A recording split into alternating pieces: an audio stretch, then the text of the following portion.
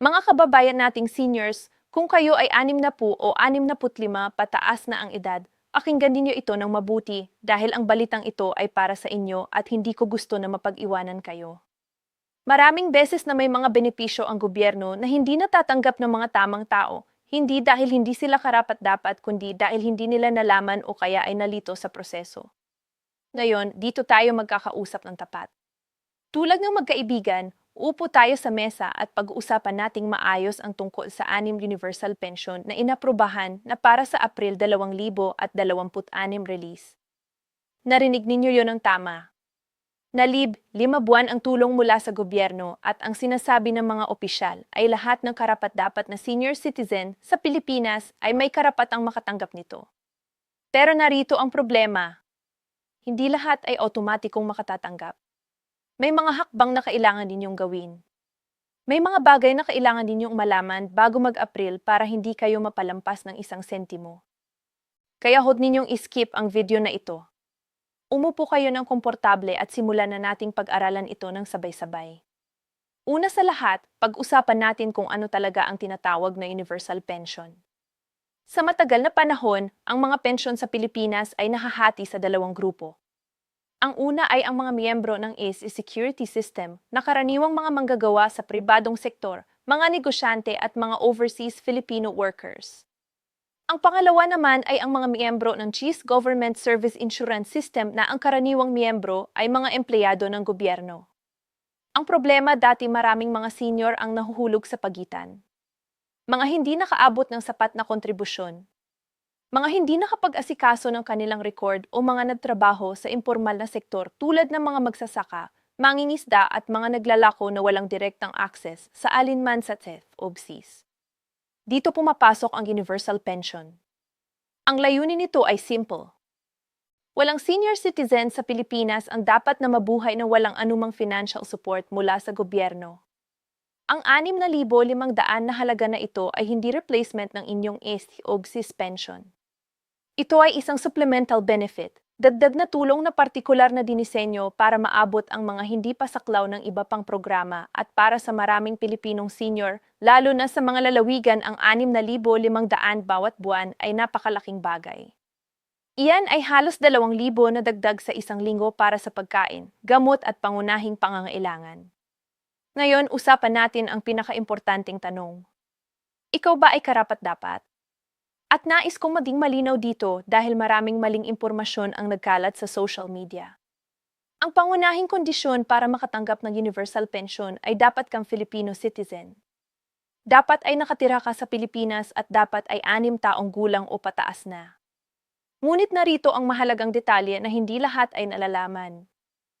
Ang priority beneficiaries ng universal pension ay ang mga senior na wala pang ibang tinatanggap na government pension. Ibig sabihin, kung ikaw ay is-eti pensioner na tumatanggap na ng halimbawa 4,000 bawat buwan, maaaring ikaw ay makakakuha pa rin ng supplemental amount. Ngunit depende ito sa income testing na isinasagawa ng SATI or ng iyong lokal na gobyerno.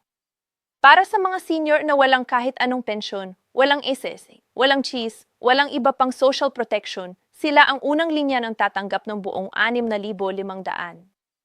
Para naman sa mga already receiving na ng social pension mula sa SATI na dating 500 hanggang 1,000 kada buwan, ang magandang balita ay ang universal pension ay inilaan upang palitan at palakihin ang dating halaga na iyon.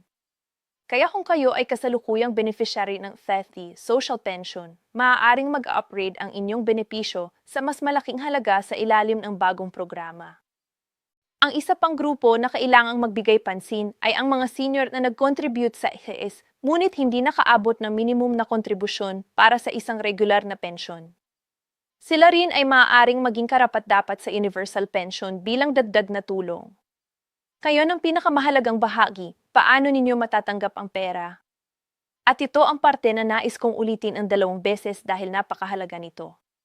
Ang April 2026 release ay inaasahang ilalabas sa pamamagitan ng 2 pangunahing channel. Una, para sa mga may existing government D at rehistradong social protection account, ang pera ay ilalabas sa pamamagitan ng Land Bank, VE o iba pang accredited government banks. Pangalawa, para sa mga nasa malalayong lugar o walang bank account, Ang FETRI at lokal na pamahalaan ay magtatayo ng payout stations sa mga munisipyo at barangay halls. Ang unang hakbang na kailangan ninyong gawin at gawin ninyo ito ngayon, bago pa man mag-April, ay makipag-ugnayan sa inyong barangay hall. Ang inyong barangay tanggapan ang pinakadirektang paraan para malaman kung kayo ay nasa listahan na ng mga beneficiaries. Dalhin ninyo ang inyong Senior Citizen inyong birth certificate or iba pang proof of age at ang inyong government-issued GI tulad ng PhilS Voters GI or passport. Kung wala kayong Senior Citizen makipag-ugnayan agad sa Office for Senior Citizens Affairs o OSCA ng inyong munisipyo. Ang AC na ito ay libreng makukuha at napakahalaga para sa pagkuha ng inyong mga benepisyo. Narito ang isang tip na hindi lahat ay nagagawa. Kapag pumunta kayo sa barangay, huwag lang magtanong. Humingi ng written confirmation na kayo ay nasa listahan ng mga beneficiaries. Maraming seniors ang pumupunta. Sinabihan na nasa listahan ka na. Tapos pagdating ng payout day, hindi pala naka-encode ang kanilang pangalan ng tama. Ang isang simpleng papel na nagsasabing napatunayan ang inyong eligibility ay makakatulong ng malaki. Para sa aming mga kababayan na SA at GIS pensioners, nais kong pag-usapan ang isang bagay na maaaring iniisip ninyo. Ako ba ay makakakuha pa rin? Kung kayo ay GIS pensioner, malamang na kayo ay maisapat na benepisyo na. Ang average na GIS pension ngayon ay nasa pagitan ng 8,000 hanggang 25,000 o higit pa depende sa inyong haba ng serbisyo at final salary. Sa kasong ito, hindi kayo ang pangunahing target ng universal pension. Ngunit and monitor ay isang malaking ngunit. Kung ang inyong GIS pension ay mababa dahil mahal tanda ng serbisyo o mababa ang sahod noong araw, maaari kayong maging karapat-dapat sa supplemental support. Makipag-usap sa inyong lokal na FESRI office para malaman ang inyong options. Para naman sa mga SETI pensioner, kailangan ninyong malaman ang isang bagay tungkol sa tinatawag na clawback o reduction ng benepisyo. Ito ay nangyayari kapag ang isang beneficiary ay tumatanggap ng maraming benepisyo mula sa magkaibang ahensya ng walang proper coordination. Ang ilang seniors ay nakatanggap ng sobrang bayad sa nakaraang mga taon at pagkatapos ay natuklasan ng na may overpayment. Humihinging ibalik ang pera. Huwag hayaang mangyari ito sa inyo. Kapag nag-enroll kayo sa kahit anong bagong programa, disclose ninyo ang lahat ng inyong kasalukuyang benepisyo. Ang transparency ay nagpoprotekta sa inyo. Para sa mga SETI pensioner na ang buwan ng pensyon ay mababa. Halimbawa, 2,000 o 3,000 lang bawat buwan dahil maikli ang contribution history. Ang universal pension ay maaaring maging karagdagang tulong. Pero ulit, kailangang i-verify ito sa SETI at sa inyong lokal na munisipyo. Isa sa mga bagay na lagi kong gustong ituro ay ang mga tinatawag kong hidden benefits. Mga benepisyo na karapat-dapat kayong matanggap pero hindi ninyo alam na mayroon. At para sa mga Filipino seniors, napakarami nito. Una, ang PhilHealth Sponsored Program. Lahat ng senior citizen na 60 taong gulang pataas ay dapat ay libre ang kanilang health coverage sa ilalim ng senior citizen provisions ng batas. Kung kayo ay nagbabayad pa rin ng PhilHealth Premium or mas malala kung wala kayong PhilHealth coverage, pumunta agad sa pinakamalapit na PhilHealth office. Ang inyong hospital bills, outpatient visits at ilang maintenance medications ay maaaring masaklaw ng libre. Pangalawa, ang 20% senior citizen discount. Alam ninyo ito siguro, ngunit maraming seniors ang hindi alam na ang discount na ito ay nalalapat hindi lang sa pagkain at gamot kundi pati na rin sa utilities, transportation at ilang serbisyo. Kung may taong nagtatanggal ang inyong discount na hindi nararapat, maaari ninyong ireklamo sa OSCA or sa SI. Ito ay inyong legal na karapatan. Pangatlo, at ito ang madalas na hindi nalalaman, ang annual cash gift. Mula sa lokal na pamahalaan, maraming lungsod at munisipyo sa Pilipinas ay nagbibigay ng karagdagang cash gift sa mga senior, lalo na sa panahon ng Pasko at iba pang national celebration. Ang halaga ay nag-iba-iba depende sa lokal na budget.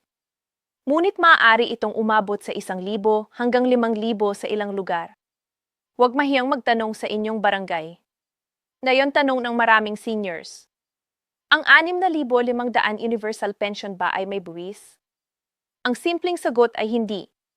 Ang social pensions at retirement benefits na ibinibigay ng gobyerno sa mga senior citizens ay karaniwang exempted sa income tax sa Pilipinas. Ang inyong ISTEC at GIS pension ay hindi rin nakasubject sa withholding tax. Ngunit narito ang isang bagay na dapat ninyong bantayan kung kayo ay may iba pang source ng income. Halimbawa, may business pa kayo o may rental income at ang inyong combined annual income ay lumagpas sa threshold ng BHI. Maaaring kailangan pa rin ninyong mag-file ng income tax return kahit retirado na kayo. Ang threshold ay nagbabago bawat taon kaya makipag-usap sa isang tiwala ninyong accountant o bumisita sa pinakamalapit na GIET office para malaman ang inyong sitwasyon. Para sa karamihan ng mga seniors na ang tanging income ay ang kanilang pensyon at ang universal pension, huwag mag-alala. Wala kayong buwis na babayaran. Ang pera ay para sa inyo, buo. Ngayon naman, pag-usapan natin kung paano ninyo mapapakinabangan ang inyong pension income ng husto. Hindi lang ito tungkol sa paggastos, ito ay tungkol sa pag-iisip ng marunong para sa inyong kinabukasan at para sa inyong pamilya. Ang unang bagay na aking inirerekomenda ay ang magbukas na dedicated bank account para sa inyong pensyon. Isang account na ginagamit lang para sa pension income. Maraming seniors ang nagkakamali ng paghahalo ng pension money sa kanilang pangaraw-araw na gastusin account. At sa katapusan ng buwan, hindi na nila alam kung saan napunta ang pera. Kung mayroon kayong sariling pension account, mas madali ninyong matrack ang inyong tatanggapin at gagastusin. Pangalawa, kung mayroon kayong kalusugang kondisyon na nangangailangan ng regular na gamot, gamitin ninyo ang inyong senior citizen at prescription discount ng palagi. Ang gamot para sa hypertension, diabetes at iba pang maintenance conditions ay maaaring maging mas mura ng hanggang 20% kung gagamitin ninyo ang inyong karapatan. Pangatlo, at ito ay isang bagay na tinuturuan ko rin ng aking mga kamag-anak. Gumawa ng simpleng monthly budget. Hindi kailangang komplikado. Isulat lang ang inyong monthly income mula sa lahat ng benepisyo at ilista ang inyong pangunahing gastusin. Kung may natitira, iyon ang inyong emergency fund. Kahit maliit, ang pagpapalaki ng emergency fund ay nagbibigay ng kapayapaan ng isip, lalo na sa panahon ng sakit o kalamidad. Bago tayo magtapos, nais ko kayong bigyan ng babala tungkol sa mga scam at maling impormasyon na kumakalat tungkol sa universal pension. Una, mag-ingat sa mga taong lumapit sa inyo at nagsasabing kailangan ninyong magbayad ng processing fee para matanggap ang inyong pensyon.